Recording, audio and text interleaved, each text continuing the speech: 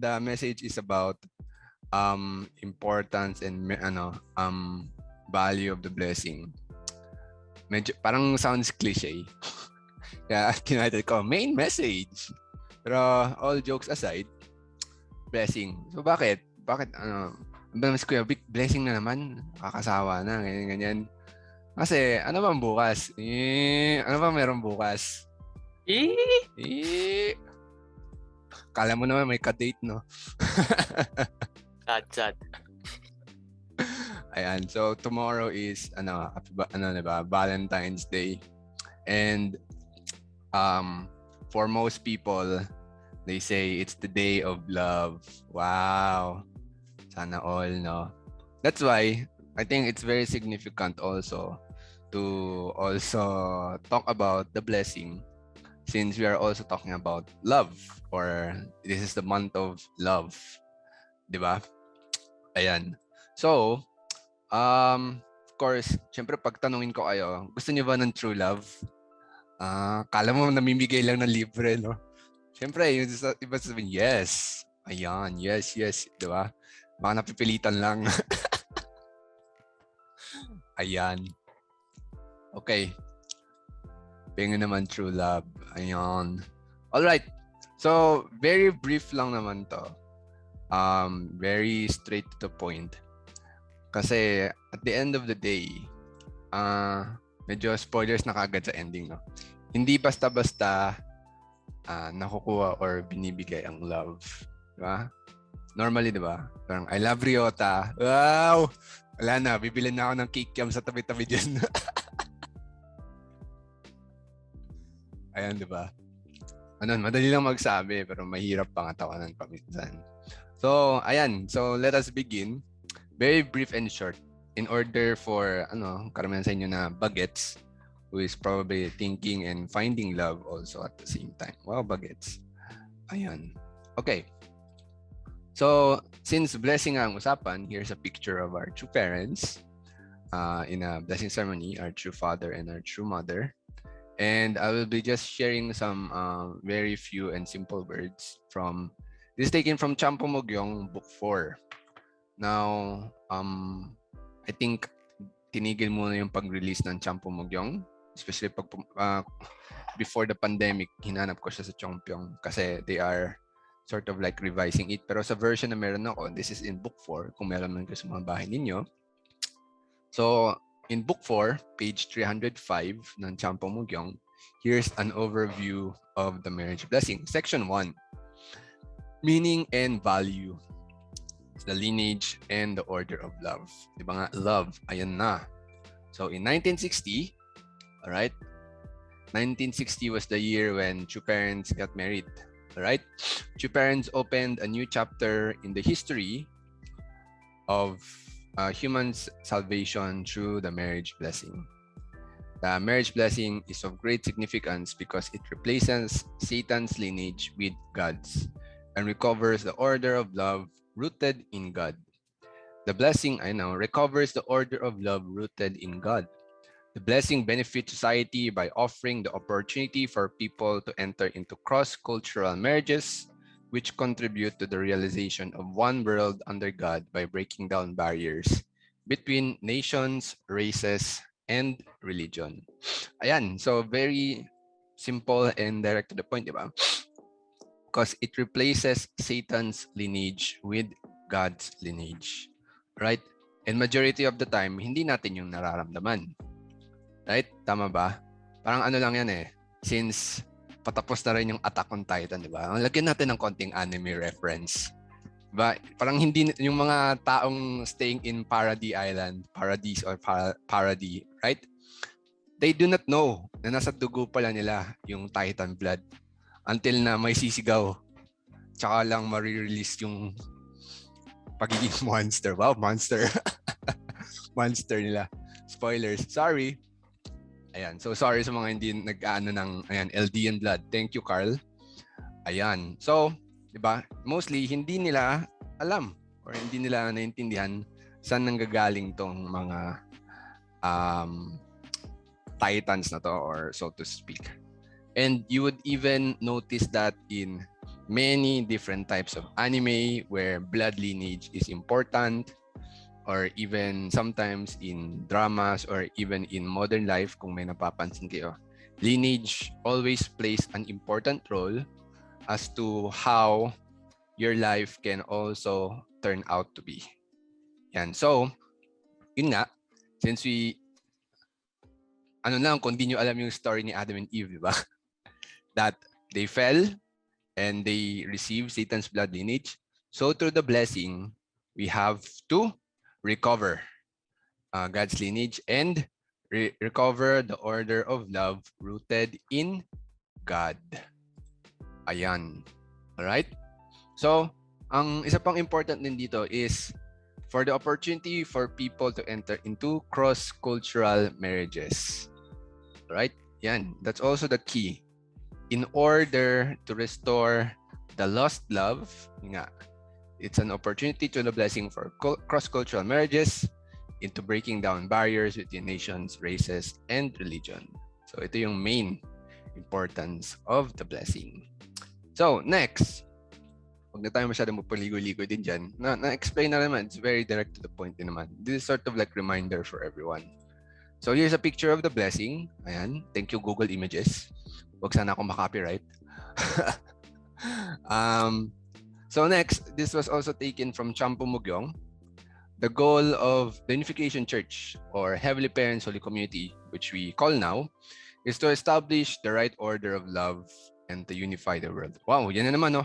Right order of love. Ano bang right order? Diba? It's true love. Diba? Yan. What is the most difficult thing in terms of unification? Diba nga kasi earlier, let's go back a little bit yan. For yung back yung ito. Diba? Breaking down barriers between nations, races, and religions. Sa final slide, final line. So if you're gonna break down barriers, right? If you're gonna break down barriers, it's supposed to bring about unification, right? Unity. Okay? So sabi nga dito, unification can be achieved by force to some degree. However, force cannot settle the world of love, which is based on internal character. Ayan, important naman, love. You can never force people to unify. Alright? So, kailangan ng love. Little pinch here, little pinch there. Love cannot be taken by force nor sold for money or knowledge. Love can be exchanged only for something so true. Therefore, both men and women search for true love, and when they move, it should be only to pursue true love. And that's very difficult also, di ba? Kasi let's say for example, since mga bata pa kayo, wala pa naman siguro kayong labidabs. Ayan. And just for example, your parents, di ba? Yung parents ninyo. Love nyo naman parents nyo, di ba? Nako, kung may mag-no dyan. Plot twist. Ayan. So, you love your parents, di ba? So, aminin natin guys. Mahirap din mahalin ng magulang natin, di ba? May mga kapatid din kayo, di ba? Ewan ko lang may only child dito. Mahirap din mahalin ng mga kapatid niyo, di ba? Mahal niyo din mga kapatid niyo, but it's also difficult to love them. Right? So, makulit. Ayan. Ayan. Nagsisilabasan na yung sama ng loob. Ayan. So, pinipilit nyo ba ang magulang nyo na mahalin kayo? Na siguro paminsan, pero does it work? Hindi rin, di ba? Even with your siblings, right? It does not happen that way. So, that's why we are always searching for the true love. And what is that true love? Right? In definition, let's just make it like, keep it short and simple, diba? It's living for the sake of others. If you are willing to make that sacrifice in order for the person you love to change, but also for you to change. Ayan. So, sinabi ko, I'll just keep this short, pero I'm gonna add a little bit of a story, Ayan. So, for recently, nagkwentuhan kami ni mama, tapos sinare niya itong story na to. So, there was this girl who got married to a guy, And when they were married, she received such a hard time from her mother-in-law. Ayan. She received such a hard time. Parang palagi siyang pinapagalitan. Palagi siyang binupungangaan. Ano bang ginagawa mo? Di ka marunong magluto. Ganyan, ganyan, ganyan, etc. Lahat na siguro ng reklamo or ma-receive. Ano tawag doon? Malakaren. Wow, Karen. Ako kung nakakarinig ka ba dyan. Ayan. So, ayun. So, parang napagod na si ate. Parang, ba't ganito? Akala ko ba parang marriage will be simple and I thought my mother-in-law would love me. Ganyan. So, she went to a family doctor and she told the doctor, "Doc, please give me a poison that will not have a strong effect." Parang dahan-dahan. Parang each and every meal or kung ilagay ko siya sa inumin or sa pagkain, hindi mararamdaman kaagad ang side effects. Kasi dumating sa point na gusto na ng daughter-in-law o ni ate na parang hindi niya na kasi matake. Gusto niyang mamatay yung mother-in-law niya. Wow, ang extreme, no? Wow, grabe. Ano ba itong example ni Kuya Vic? Wait lang. Let me explain. Ayan. So yun yung ginawa niya. She was so frustrated that she was not receiving love that she was willing to kill her mother-in-law. Ganyan. So she begged their family doctor. Tapos, ayan, sinabi ng family doctor, ito, ihalo mo to ng maigi, tapos kailangan mag-prepare ka ng masarap na pagkain para hindi masyadong malasahan din yung ihalo mo. Ganyan. So si ate, tuwang-tuwa naman siya. So yung na-receive niya na yung parang yung lalagyan na yun, yung may poison. Talagang nagporsige siya. Ganyan. Talagang ginalingan niya mag-prepare ng food, ng inumin para sa mother-in-law niya. And then, grabe yung effort niya kasi talagang gigil na gigil siya eh. Gusto niyang mamatay yung mother-in-law niya. And then, napansin ng mother-in-law, uy, biglang nag-hard work si ate ah. Ba't parang ang lakas mag-effort? Ano kayang meron? Ganyan. So, parang dahil nakita niya na nag-e-effort si ate, natutunan niyang mahalin si ate. Wow, yan na. Kinakain yung poison. Pero nakikita niyang nag-e-effort, ganyan. Pero, napansin ni ateng, ba't parang hindi humihina si mother-in-law? Ba't parang mas nagiging healthy pa siya at parang mas lumalakas pa siya? So, one day, bumalik siya sa doctor. Doc, anong nangyari? Bakit hindi pa rin namamatay yung mother-in-law ko at parang nag-iba na yung pakikitungo niya sa akin. Ganyan. Tapos sinabi ng doktor, actually, hindi kita binigyan ng poison. Binigyan kita ng parang herbal, chuchu, medicine para lumakas yung mother-in-law mo. Plot twist. Plot twist, guys. Plot twist. So, anong lesson na makukuha natin doon, di ba? Effort and Jongsong. Kahit sabihin natin nang gigigil siya, na mamatay ang mother-in-law niya. Ganyan. Dahil nakita ng mother-in-law niya na nag-e-effort siya, nakita yung Jongsong niya. Kasi parang, mother-in-law, please eat this, pero may konting evil intention na mamatay ka na, parang ganun. Pero may effort, di ba? Something like that. So that's parang that's not necessarily true love, pero parang important na may ganong klaseng level of Jongsong. Di ba? So nag-iba yung pakikitungo nung mother-in-law niya, and then parang in a way, nag-improve yung relationship nila. Yan. So haluan lang ng magic sarap ang pagkain, guys. Mamahalin na tayo na magulang natin. Ayan, MSG ata yung potion kasi sa mga paluto ni wife. Ayan, potential, maybe. Ayan, di ba? So going back na naman dito sa slide, di ba? Love can be exchanged only for something true. Kasi kahit sabihin natin gusto niyang mamatay yung mother-in-law niya, nagpapakatotoo siya. Sige, gagalingan ko. This is so true. Totoo yung nararamdaman ko, di ba? Gagalingan ko. Ganyan, di ba? Yan, so true love. When they move, it should be to pursue love. So, that's a little bit of a takeaway na makukuha siguro natin from that story. Ayan. So, magdadagdag ako ng konting cringe level. Wow. So, since we're talking about the blessing and love, ayan, this was a picture in Cheongpyo. Excuse me. Nung first encounter ko with my spouse. Yan. Ngingiti-ngiti yan pero awkward yan. Ayan. Alright?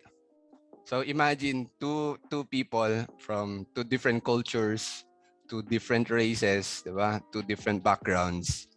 Ganyan, would come together, di ba? Yung nga, ngingiti-ngiti, pero awkward yan. Grabe, halos di magkaintindihan paminsan. Ayan. So much for that. Ito yung first meeting. Then the next time, engagement. I hamburger you. Wow. I hamburger you. Ayan, heart salo yan eh. Pero ano yung hamburger? Naging hamburger tuloy. Wow. Diba? Ito, mukhang maganda yung ngiti, pero awkward. Ito, awkward pa din. So you decide to spend the rest of your life with this person eh, di ba? Ganyan, I burger you. Wow. All right.